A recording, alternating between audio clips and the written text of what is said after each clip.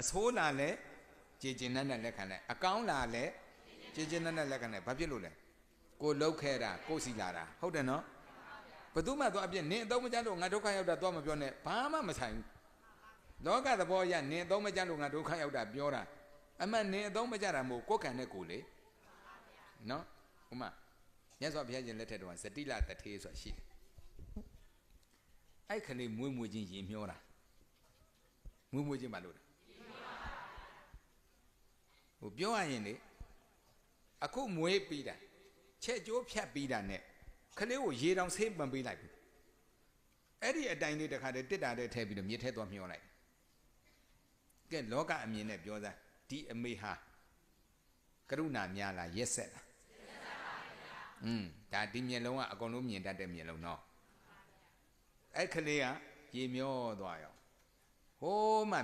မြစ်စိတ်မှာရေချိုးနေတဲ့မိန်းမ2ယောက်ရှိတယ်အဲ့တစ်တာလေးမြင်လိုက်တော့ဟဲဟိုမှာတစ်တာတစ်လုံးငါဟာတဲ့ဘာမှမသိဘူးနော်လူတဘာဝလောဘငါဟာအထက်မှာမပွေးတာပါနိုင်ဒုက္ခရောက်မှာနော်အဲ့နောက်တစ်ယောက်ကလည်းမခံချင်းစိတ်နဲ့အဲ့မြင်နေရတဲ့တစ်တာကနင့်ဟာတဲ့အထက်မှာမမြင်ရတဲ့ဟာငါဟာတဲ့လောက်ပြန်အောင်အဲ့ဒါသူတို့အနားလဲရောက်ခလေးလေးဖြစ်နေတော့အဲ့ဒါအရှင်အနုရုဒ္ဓရှိယူသွားပြီအရှင်အနုရုဒ္ဓပြတော့အရှင်အနုရုဒ္ဓဒီခလေးကိုကြည့်လိုက်တော့ဒီခလေးက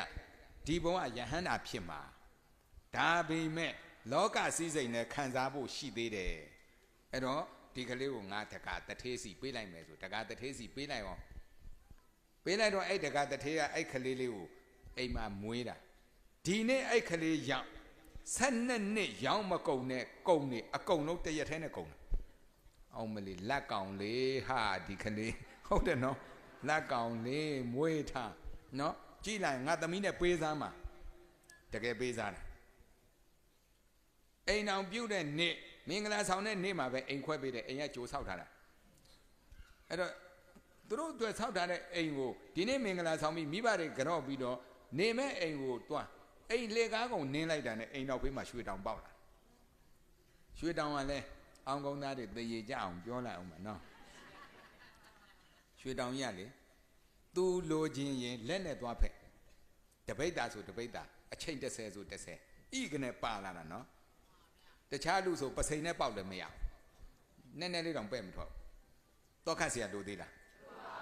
နောက်သူ့ဖဲလိုက်တာ30အချိန်30ဆိုအချိန်30ဖက်ပြီးရင်အဲ့နေရာပြန်ပြည့်သွားတာနော်ချိုက်သွားတာမဟုတ်ဘူးအဲ့မို့တောင်တော့အောင်းကုန်းမှရှင်တော်တော်ကောင်းမှာနော်တရွာလုံးလာဖဲဟာဆိုတော်တော်အဆင်ပြေမှာနော်အဲ့ဒါအဲ့လောက်ပိုင်တဲ့တထေးဖြစ်